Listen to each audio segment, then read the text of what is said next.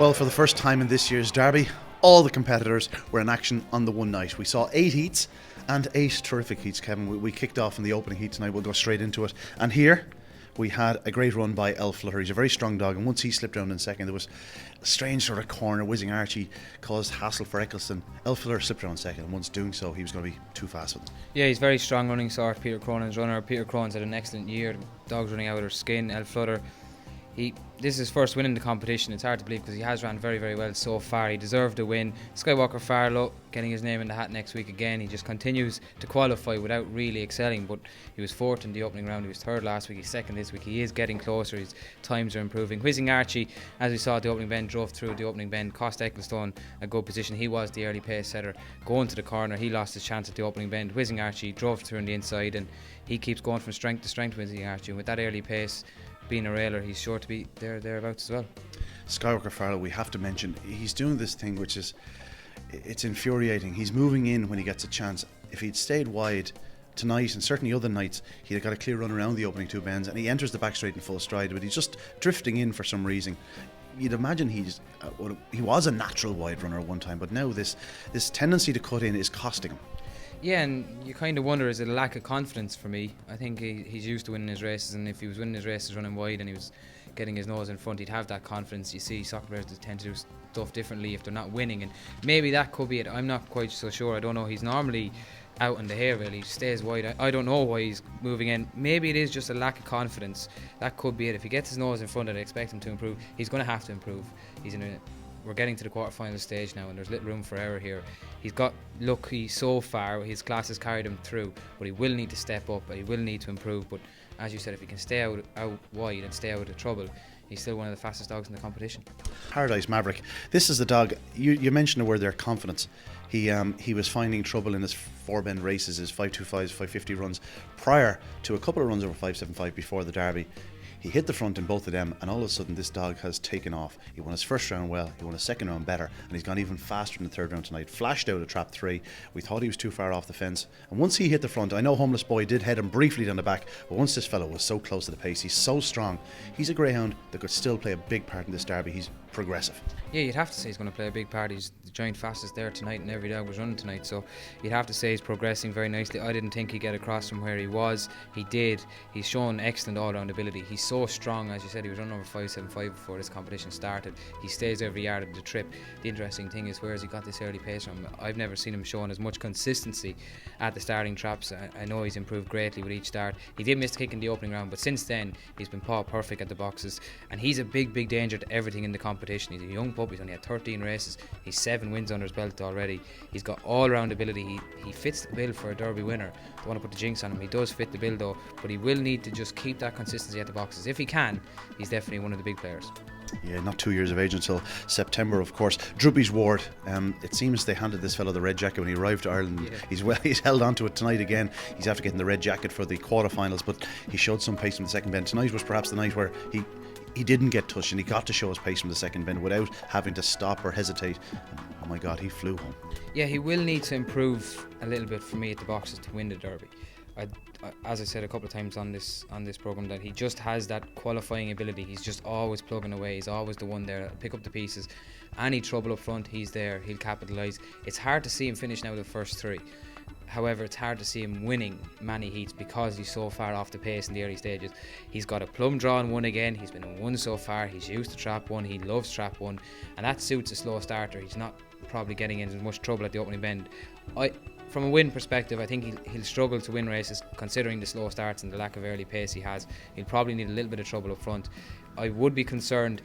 Well, he's in 1 the next night, but I would be concerned if he did get a wider draw. There's plenty of inside seeds in this competition. If he did get a wider draw, there could be a bit of trouble at the opening bend for him, because he's going to land nearly in the middle of that. He's not going to clear many runners really to the bend, but as you said, from halfway, he's so strong, he stays so well, and he's going to be hard to knock out of the competition. Homeless Boy, I was very impressed with tonight. Really impressed with this runner. He's got as much pace as any ground in the competition when he's on form. Clearly things haven't went according to plan. He's only had 15 races for a September 2010 runner. It's just, he hasn't been the most injury-free greyhound, but he has the ability to danger anything in the competition.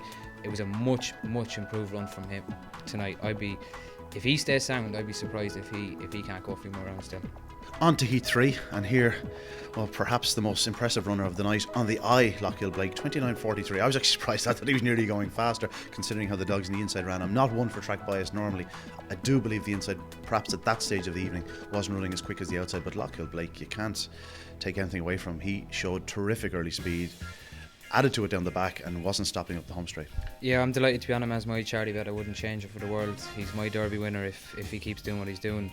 He's shown terrific early pace. A lot of people were a little bit disappointed he was beaten last week. I wasn't. A lot of the big guns haven't been performing well. If not winning last week was his poor run, he's still on 29.60. He's been the most consistent dog along with Paradise Maverick so far in the competition for me. And he's a little bit of a quicker starter for me than Maverick. He's more early pace. Saying that, Maverick is probably stronger than him. They both clocked the exact same time, but for me, Lochiel Blake's the most impressive dog tonight. He's been the most consistent and impressive runner in the Derby for me so far. He would, along with Mind the Net, you've got to give Mind the Net credit as well.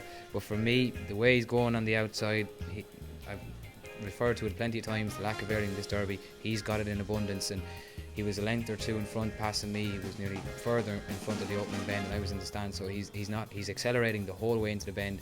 I thought he ran off the bend last week. I was slightly concerned there might have been a niggle there. Clearly that's gone. He ran the bends as sweet as a nut there tonight, and I think for me, the way things are opening up, he's the one I'd like to be on. Boylesports will be having him favoured in the morning, perhaps? Along with Mind the Net, would imagine the two of them will be probably towards the top of the betting. He will be my favourite. It's not my call, solely my call. I just think he's, with that early pace, I just think he's going to be very hard to beat. You were saying about Drewby's Ward, he's not showing enough early, but absolutely flying home. Well, Vulturi, he's doing the same. He's not showing the early speed. He showed at one stage early in his career. He's having an injury, of course, but no dog is finishing faster than this fellow. He came from the clouds to grab second tonight.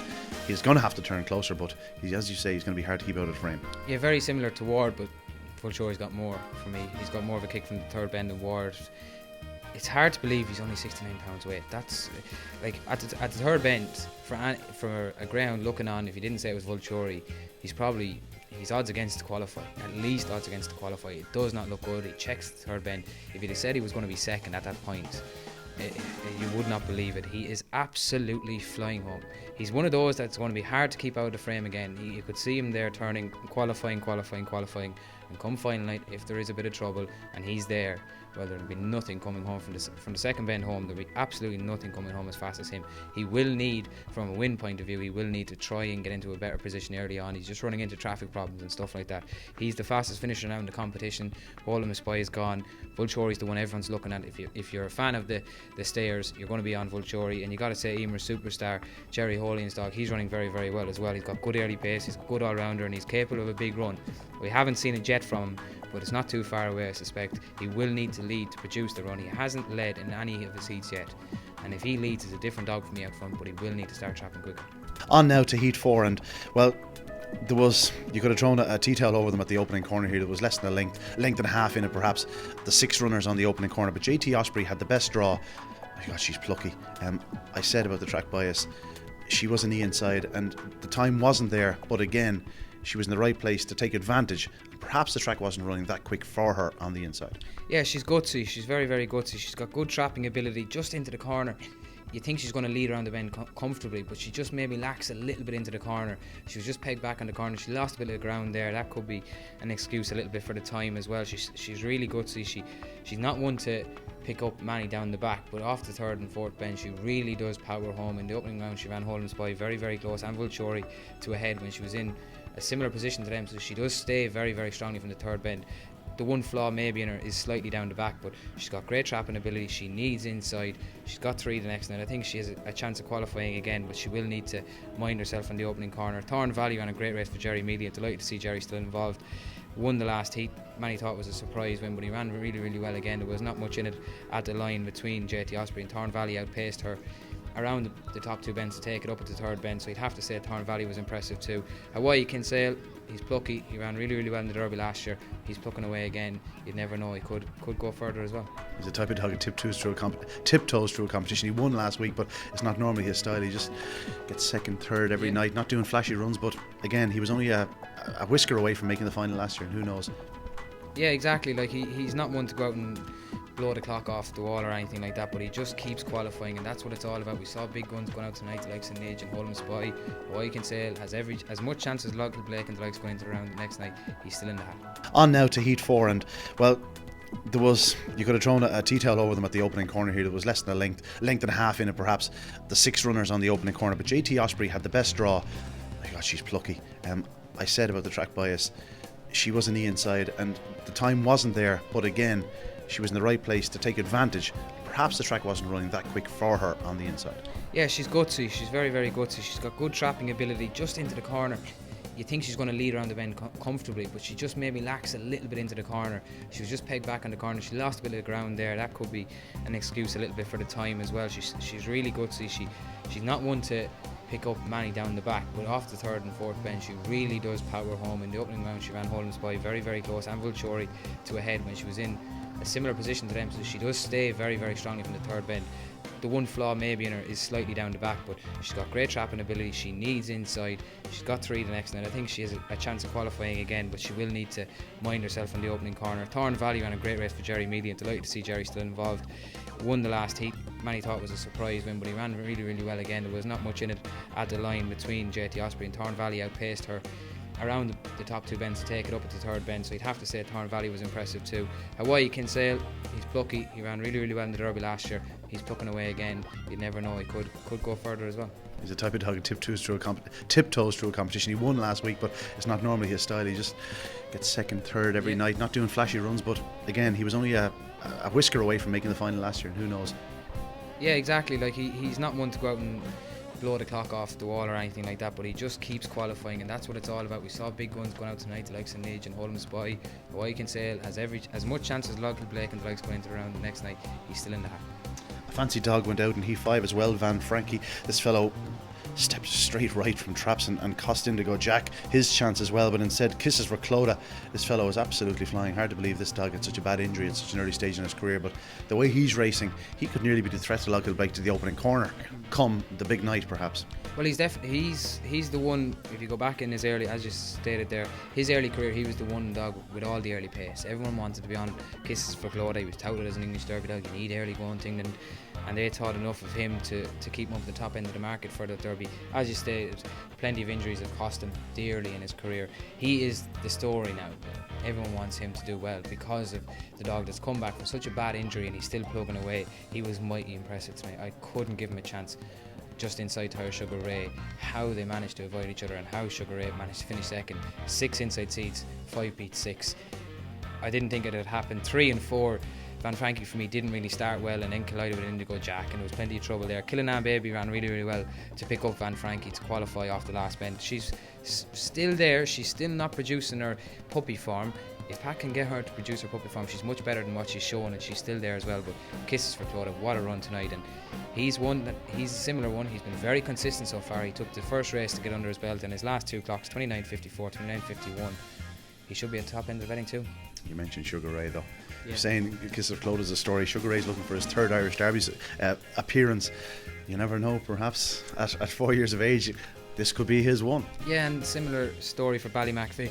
The old timers are really doing everyone proud, and how his track record speaks for himself. He's ran 58 races. He's been in the top 3 over 50 of those occasions. So like, what can you say? He knows how to qualify from trap 6. Looking at that, you wouldn't have given him a prayer of qualifying, maybe 3rd, and he's just running so well. He just always finds a way of getting into the first 3. You're nearly going to have to knock him over the first bend to get him out of the first 3. He's got a plum jaw in the next round. It's the first time he's got trap 1. He's got 3, 4 and 6 in his opening 3 rounds. Now he's got 1. Now we'll see what he's made of. We move on to Heat 6, and of course Shirley Bassey unfortunately had to be taken out of this one. Terrible for her connections, but a 5-dog race. You expect it to be a cleanly run race, but it was tight again on that corner. Dean Ridge Pennies was the one that suffered, but he came through to qualify. But Ballyana Foxtrot once again produced tonight. He showed good early speed to get around his rivals, and once he hit the front, even though Barefoot Agent was so close at the third bend, he looked a likely scorer perhaps, but Ballyana Foxtrot isn't hard to peg back.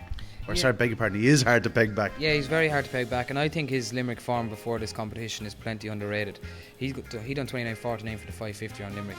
People may say Limerick's quick enough, but that's still running. That's a really, really good run. I think he's been underrated throughout this competition. He was a fancy price after his first round. I think he was about 80-1 after his first round. I hope people got involved with him at that time. He's doing everything right. If he was a bigger name, he wouldn't be as big a price as he is. He's got early pace. He's probably lacking the early pace that likes of Log Hill Blake maybe, but he's still got early. He's a middle seed, so he'll probably be drawn towards the outside most nights.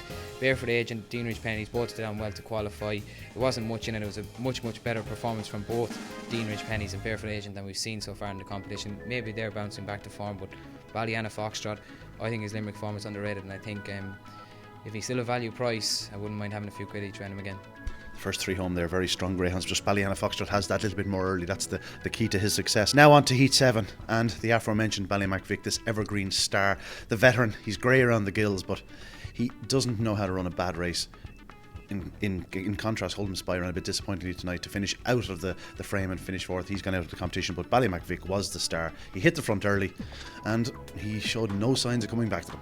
Yeah, similar to PJ Fatty, you just got to tip your hat to the connections as well. PJ Fatty with Tyre Sugar Ray and Liam Dowling with Ballymac Vic. I was out in the car park after the race and I saw Ballymac Vic, and it didn't seem to take a notion out of him. Like, he's really in good form. He looks fit, everything looks perfect. I was talking to your dad last week and I was saying surely Ballymac Vic can't win it with his age, and he put the best line I've heard on Ballymac Vic. He's only a week older next week than he was this week, and if you think of it that way, with the run he's done tonight, 29.61, next week he's still only going to be a week older. He's not going to be 4 years older or whatever. He's running really well. The key to him seems to be the draw.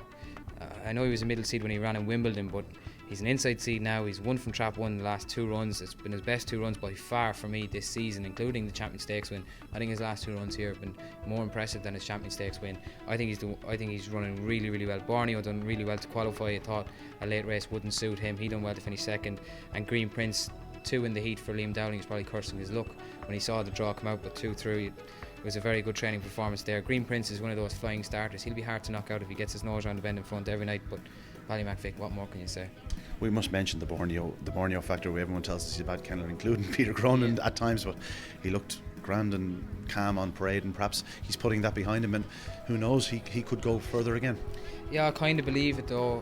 I've seen him run in his early races, and when he ran in Wimbledon in the Derby Plate or whatever it was a great price. I was on him in his heat. He got an early heat and he blew everything away. I do think he's a better dog. It just goes to show how the class of the Greyhound, that even still kenneling bad, he can still produce a run like that.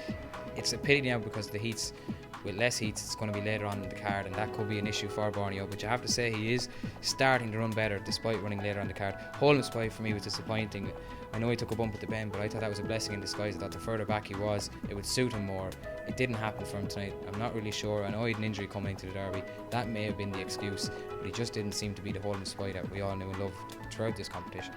Moving on to the final heat of the round, Mind the Net missed the kick somewhat, but showed good early speed in a race that probably wasn't blessed with early dash to take up the running on the corner. Perhaps the most impressive thing about Mind the Net was he took a step right on the corner, just in case. It was a case of just to avoid the bump. He showed good track craft, and once he gets around that corner, he has some power. Yeah, well, he was the anti-post Derby favourite coming into this round, and you can see why. He's done a little wrong. He took a bad bump.